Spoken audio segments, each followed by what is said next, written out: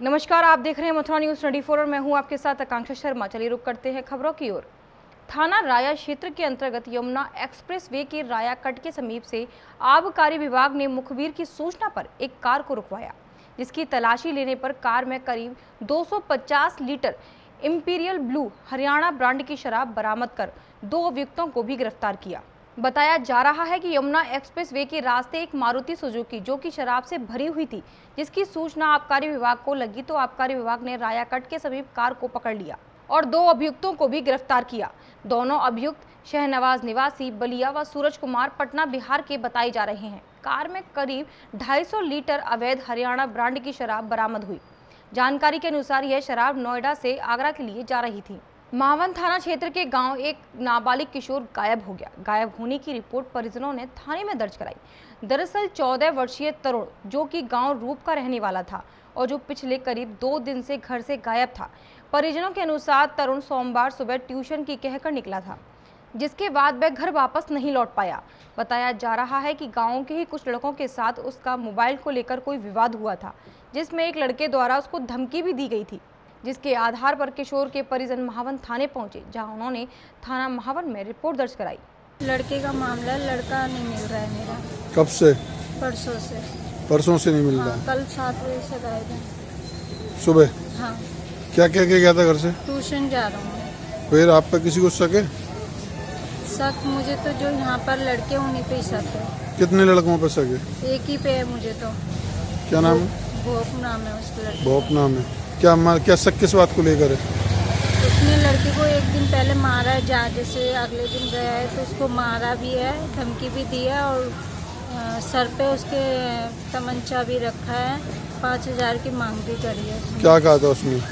उसने बोला था कि अगर 5000 रुपये नहीं दिए ना तो मैं तुझे मार दूंगा। मुझे किसी लड़के ने बताया था। बलदेव के विद्युत सब स्टेशन पर भारतीय किसान यूनियन के कार्यकर्ताओं द्वारा अनिश्चितकालीन धरना प्रदर्शन किया गया। इस धरना प्रदर्शन में भारतीय किसान यूनियन के प्रदेश स्तरीय पदाधिकारियों के साथ साथ जिला स्तर के पदाधिकारी और कार्यकर्ता मौजूद रहे।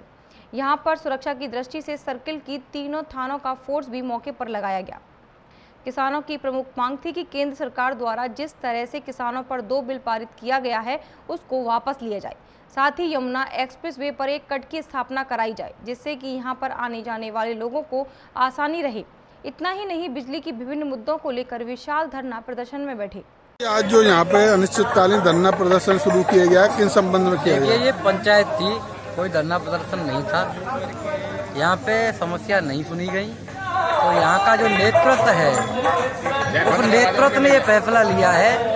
एसडीओ एक्शन ये कोई संतोषजनक जवाब नहीं दे पाए तो ये जो पंचायत वो अनिश्चितकालीन धरना प्रदर्शन में तब्दील कर दिया है। तो क्या प्रमुख मांग है इसमें आपकी? देखिए, हमारी प्रमुख मांगे तो बहुत सी चली आ रही हैं, कोई पूरी नहीं हुई, मगर अब बिजली से संबंधित मांगे जो भी हैं वो पूरी नहीं होंगी तब तक ये लोग यहाँ से नहीं जाएंगे। तो अनिश्चितकालीन रहेगा ये आपका? हाँ जी, अभी तक कोई अनिश्चितकालीन। अभी ये ब्लॉक लेवल का प्रोग्राम था, जरूरत पड़ी तो हम अब पूरे जनपद से कार्यकर्ताओं को यहाँ और किसानों को बुलाएंगे। अभी तक कोई यहाँ पे आया विभाग का कोई? प्रदेश युवा कांग्रेस के प्रदेश अध्यक्ष ओमवीर यादव और राष्ट्रीय सचिव व प्रभारी उत्तर प्रदेश हेमंत ओगले ने मथुरा जिला कांग्रेस मुख्यालय पर संगठन के गठन के लिए समीक्षा बैठक की।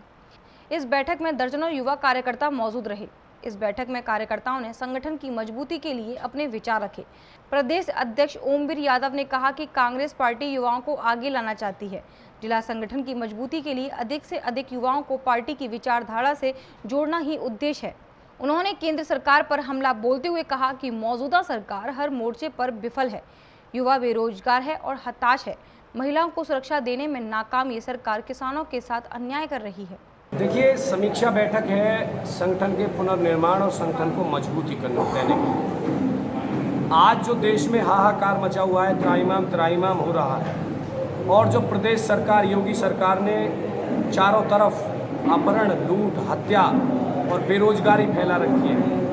नरेंद्र मोदी ने अपने सारे वादों को जुमला करार दे दिया है और वो ईद की और दीपावली, शमशान, कब्रिस्तान की, पाकिस्तान, हिंदुस्तान की बात करते हैं।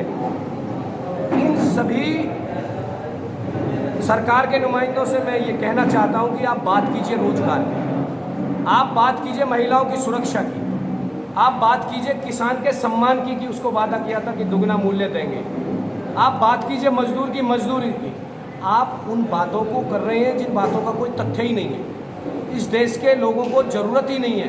भाई देश की सीमा पर देश की सेना काम कर रही है। देश की जो प्रक्रिया है कि जो गृह मंत्रालय है या रक्षा मंत्रालय है या हमारी सेना है, सेना अध्यक्ष है, वो काम करेंगे। आप उस बात को सार्वजनिक करके मुद्दों से हमारे देश के लोगों को भटकाने का काम कर रहे हैं। इन तमाम सारे मुद्दों से भटक कर सरकार दूसरे रास्ते पर चली गई है। देश हित में उनका कोई ध्यान नहीं है, लेकिन उनके भटके हुए ध्यान को सही रास्ते पर लाने के लिए देश का युवा जागरूक हो चुका है। अपनी आवाज़ को उन्होंने बुलंद कर दिया है और आगे आने वाले समय में आप देखेंगे कि बहुत बड़ी तादाद में आंदोलन होंगे। उन आंदोलनों को सही रूप देने के लिए, उन आंदोलनों को मजबूती से लड़ने के लिए आम लोगों की, किसानों की, मजदूरों की, महिलाओं की, बेरोजगार युवाओं की आवाज़ को मजबूती से लड़ने के लिए हमें अपना संगठन और मजबूत करने की ज़रूरत है और ज़्यादा से ज़्यादा युवाओं को हम अपने अपने वार्डों की समस्या को लेकर देवबंद नगर पालिका सभासदों ने उप जिलाधिकारी को अवगत कराया, जिसको लेकर आज देवबंद नगर पालिका के आधा दर्जन सभासदों ने उप जिलाधिकारी से मुलाकात की और उप जिलाधिकारी को अपने अपने वार्डों में होने वाले छोटे छोटे कार्य कराने की बात की।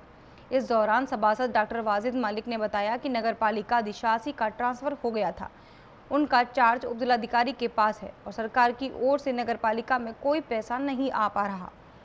वहीं उन्होंने बताया कि नगर के हर एक वार्ड में मरम्मत के कुछ कार्य होने बहुत ही ज़रूरी हैं। इन्हीं समस्या को लेकर आज वह उप जिलाधिकारी से मिले हैं। कोतवाली आए थे, मेरे बच्चे का जो चोट लगी है उसके संबंध में मेरे साथ और 10 आदमी 15 आदमी आए और कोतवाल साहब ने आश्वासन दिया है कि कल शाम तक कुछ ना कुछ कार्रवाई की जाएगी। 11 सितंबर को एक हमारे भाई थे वैभव त्यागी, वो बाज़ार में गए थे देवबंद के। वहाँ पर एक अवैध निर्माण कार्य चल रहा था जिसका कोई डिमार्केशन उन लोगों ने नहीं किया हुआ था। वहाँ को जब वो निकले, उनके ऊपर एक ईंट ऊपर से सिल उनके सिर पर गिरी और वो उनके सिर की हड्डी टूट गई, जिसकी तहरीर हमने उसी दिन कोतवाली में दिलवा दी थी। यहाँ से वो जांच के लिए चौकी रेलवे रोड पर चली गई थी।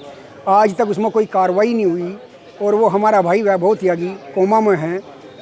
उनके इलाज पर बहुत ज़्यादा पैसे लग गए। परिवार बहुत आर्थिक स्थिति अच्छी नहीं है, वो मेरठ में एडमिट हो। उसमें कोई कार्रवाई हो और पीड़ित पक्ष को न्याय मिलो, आर्थिक सहायता मिला और अभियुक्त पक्ष पर कार्रवाई हो, इसके लिए हम थाने में आए। कोतवाल साहब से मिले और कोतवाल साहब ने हमें आश्वासन दिया कि कल शाम तक इस मामले का निस्तारण वो करा देंगे। आपकी कुंडली में छिपा है जीवन का हर राज, पाएं अपनी सभी समस्याओं का समाधान ज्योतिष भूषण आचार्य पंडित अश्विनी कृष्ण जी से। जानिए अपने जीवन का रहस्य, कैसे चमकेंगे आपकी किस्मत के सितारे, कैसे होंगे आपके वारे न्यारे। यहाँ आपको मिलेगा कुंडली विश्लेषण, हस्तरेखा, प्रश्न कुंडली, वास्तु दोष, पितृदोष, मांगलिक दोष, काल्प सर्प दोष, धन संपत्ति योग, पैतृक संपत्ति, माता पिता सुख, संतान सुख और भी बहुत कुछ। तो आज ही संपर्क करें ज्योतिष भूषण आचार्य पंडित अश्विनी कृष्ण जी से। आप इनके मोबाइल नंबर पर भी संपर्क कर सकते हैं। इनका संपर्क सूत्र है 7415402648 व 9927126607। तो आज ही संपर्क करें और जानें अपने बिगड़े हुए ग्रहों एवं नक्षत्रों को कैसे संभालें।